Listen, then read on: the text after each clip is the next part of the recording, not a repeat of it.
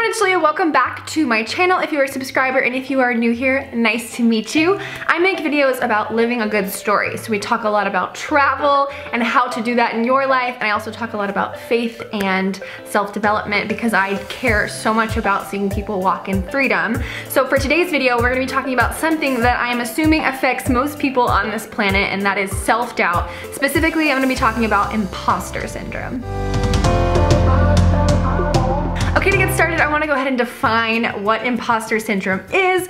If you follow me on Instagram, it's at @JuliaMarie_Rob. You might have seen that I was doing a little bit of research, checking out if people knew what this was and how they dealt with it. And I would say most people could identify with the feeling, but some people didn't know what it meant. So let's start by defining it. Imposter syndrome is basically when you feel like you're not adequate or not good enough for whatever you're doing, and you feel kind of like a faker, and you have this very specific anxiety that at any moment you're gonna be found out and someone's gonna call you out that you're actually not very good at whatever it is you're doing. So you can feel this way about a job or some kind of role or position or anything that you're doing. I personally have felt this way about most endeavors that I've done in my life. Every job I've ever had, I felt this way about being creative. I felt this way about being a Christian. I felt this way about being a missionary, about going on the world race. I have felt this way most of my life. I feel like this is a very specific feeling, but it is super common, especially with people who have achieved great things in their life. I've found that there's a really direct link to the more achievement you have, the more success you have, you feel like you can't live up to it and you can't top it, and people are gonna expect something of you. And so people tend to feel this anxiety with the more success they have. So I first want you to know, if this is something that you have felt before, maybe you didn't have the language or maybe you do, I just want you to know you're super not alone. As I said, I feel this way all the time, but many successful people have felt this way.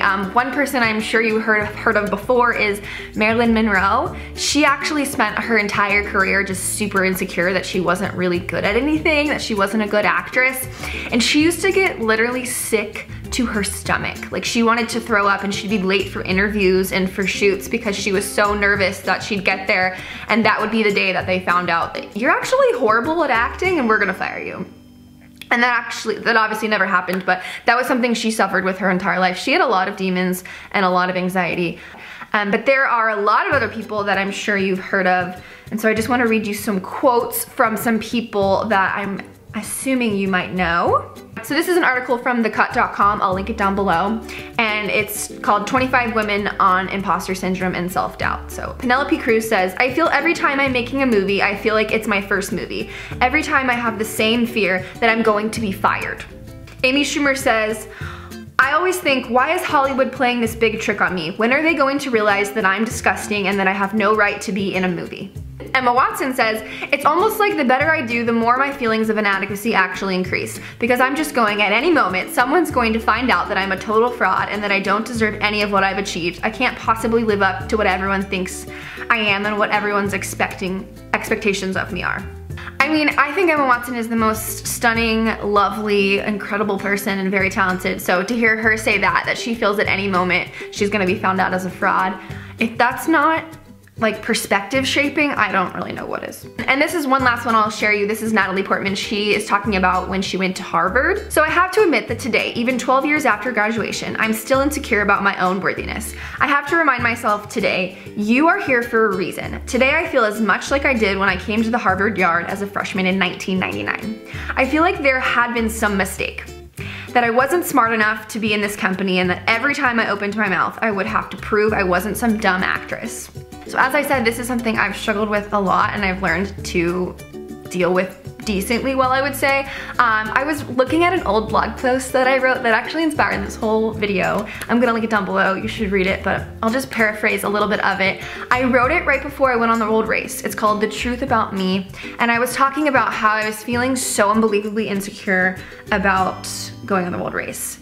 Because if you've seen my testimony, just a quick backstory on me, I wasn't a Christian in college, and I had re-established my relationship with Jesus after college, and so I felt very insecure and unworthy, and I didn't have a lot of Christian friends at that point, and so I just felt like everyone was gonna judge me and be confused, like, you think you're good enough to do that? Like, are you sure? Do you even know what you're doing? And I had no experience, and I was super insecure about everything. So I just was scared to even tell people. And it reminded me of a time when I was in 8th grade and I wanted to be on the soccer team. And so in the blog, I tell this story about how when I was in 8th grade, I was at lunch. And I had about 100 kids in my grade, and the coach for the soccer team invited everybody up and said, hey, if you want to sign up for the soccer tryouts, like come sign up. And so all the athletic cool girls got up and like signed their names, and I really wanted to sign up. I was not cool or athletic or anything. I didn't even really have a lot of friends, but I randomly wanted to be on the soccer team. I don't know why. I think I was just feeling like getting more involved. I don't remember why, but I really wanted to do it, but I couldn't make the like walk of shame across the lunchroom to sign up, because I just knew that everyone would be looking at me and judging me and saying like, whoa, Julia thinks she's gonna be on the soccer team? Like, that's cute. I couldn't bear that moment because of imposter syndrome. So I waited till the end of school and I went to the soccer coach in the office and I said, hey, I'm thinking about signing up, but like I don't know, I'm not good at soccer. And honestly, this really wasn't imposter syndrome because I was really bad at soccer. Like I didn't know how to play at all. And he was like, hey, you know what? If you want to come to the tryout, like I'll be expecting you on Monday, but if you don't come, if you don't show up, like we never had this conversation. And I was like, okay, thanks, I see you. So I talked to my mom about it and I decided to go to the tryout. I almost said audition because I'm a dancer and I'm not an athlete. I showed up in basketball shorts, softball socks, tennis shoes, I didn't have cleats, and I borrowed a soccer ball and I wore like a random t-shirt and I just showed up. And I said it again, the audition. The audition was a week long and people kept getting cut. And I just kept coming and I kept showing up and I tried really hard and I yelled really loud and I just like had a lot of heart and passion, you know? And I ended up making the team. And I was really excited and it was really fun to be on the team. But I remember being super nervous the first day we had to show up for a game because we had to wear our uniforms because it was a school where we wore uniforms and I had to wear my soccer jersey. And I knew I was like, today's the day everyone's gonna find out that I'm on the soccer team. And they're all gonna give me crap about it and wonder like if I know how to play soccer, and I don't. And so I had this constant anxiety like the whole season that people were gonna find out. And I actually had this moment, I talk about this in the blog, where I'm at my locker and this guy named like Henry or something was talking to this girl named Sarah, and I remember him whispering to her and he said, is Julia any good at soccer? And she totally lied for me and she said, yeah, she's great at soccer. I remember being like, whew, dodged a bullet, like I can live another day with this lie that I'm like good at soccer. Thank you, Sarah. That was like a true homie moment. That was really nice of her. I wasn't very good, but here's the thing is I got better. I got better and better and better, and our team was really good. We actually ended up going to the championships and I was the most improved player of the year. The coach like announced it to everyone. He had everyone clap for me that I was the most improved, and he started me in the championship game at forward and asked me if I was gonna play in high school, and of course I was like, no, there's no way I'm playing in high school. But it was like a really solid underdog story where like I really tried my hardest and I overcame a lot of adversity and I did well on the soccer team. And the thing about that story is I really wasn't good at soccer. And if you're feeling inadequate about something, there might be some reality that you're not good at it because you've never done it before, because you're a beginner, because it's a new job or a new situation, and that was the case for me. And I just put in the work and I got better, and then I got to a point where I actually was good at soccer-ish, you know. Who knows where I would be now if I had stuck to it. Horrible, I can like barely run a mile, but it's fine. And like I said, I felt similarly in every job I've ever had. Like when you're a beginner, you just don't really know what you're doing, and that's completely normal and acceptable. And when people hire young people to do jobs, they know that that's what they're getting. And it really wasn't until this past year that I've really started feeling super confident and competent in my job. And I don't sit in meetings anymore and feel like I don't know what's going on, or I don't know what we're talking about, and I don't know how to contribute.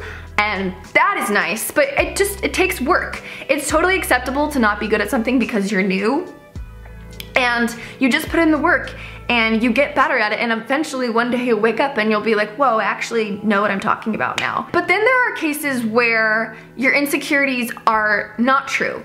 You actually are good at the thing that you feel insecure about. You are actually worthy of the thing that you feel insecure about.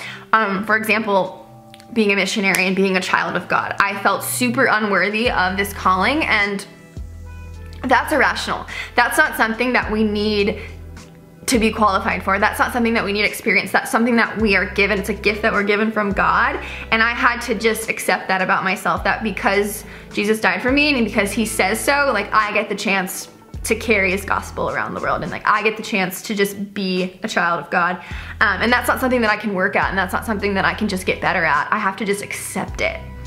So if you're feeling like an imposter, I'd say the first step is to get in touch with reality. What is really happening? Are you actually good at the thing that you're insecure about, or is it something that you need to work at? And if it's something that you need to work at, that's amazing, you can work at it. But if it's something that you are actually good at and your thoughts are irrational, then that's where you need to take your thoughts captive. There's a verse in 2 Corinthians 10 that says, "We demolish arguments and every pretension that sets itself up against the knowledge of God, and we take captive every thought and we make it obedient to Christ." Okay, I love the word demolish. So what this says is, when you feel lies creep in, when you feel insecurities, when you feel the enemy trying to tell you who you are and lie to you and twist things, that's when you need to take your thoughts and you say, does this line up with what God says? Does this line up with reality? Is this true? And take it captive and say, no, that isn't true. That's not what scripture says. That's not what my experience says. That's not what reality is. And this is something you might have to do every day, every 5 minutes, until it's something that you accept about yourself.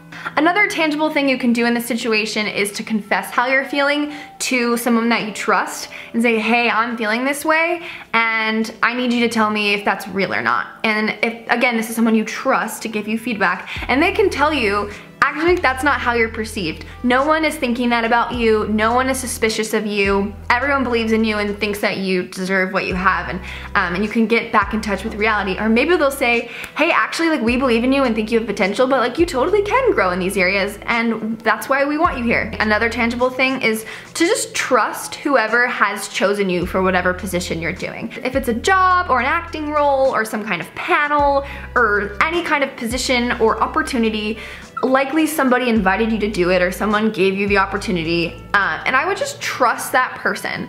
If they picked you to do something, it's because they wanted you. They didn't just willy-nilly pick anybody. They picked you for a reason to do this thing because they believed you could do it.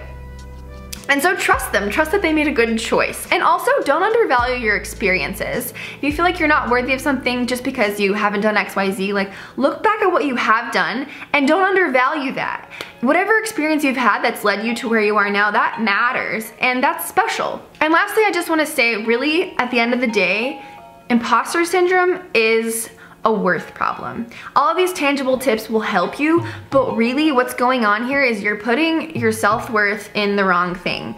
Whether you're good at something, what you accomplish, what you look like, none of that defines who you are. If you can't do your job well, at the end of the day, that doesn't make you a bad person. If you can't do anything well, that doesn't define your worth. If Christ dying for us was dependent on us deserving it, he wouldn't have done it because we didn't deserve it. So none of us are up to par. We're all broken and messed up, but our worth is in the fact that Jesus died for us and that he loves us and he chose us, and that's it. And you know what? If you don't believe what I'm saying, you don't believe in Jesus, you don't believe in God or the Bible, that's okay. I pray that you'll get there one day, but you still know in your heart of hearts that your worth isn't in whatever you're doing, and that you're striving to try and prove yourself because you feel like it'll make you matter, but you know it won't.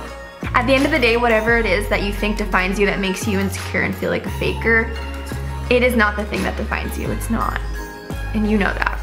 And it's okay to forget and to remind yourself over and over again and to take your thoughts captive, to make them obedient to truth. And it takes courage, and it takes hard work, and it takes honesty, on being honest with yourself and being honest with people around you.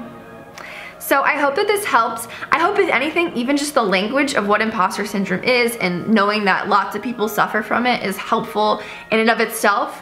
Next time you feel this way, even just saying like, hey, this might be imposter syndrome, that could be extremely helpful and freeing to you to be like, oh yes, this is what I'm experiencing right now. So I hope that this video is helpful. If you guys have any questions or want to start any discussions about this, let's get that going in the comments. Let me know any feedback you have or any additional thoughts you have.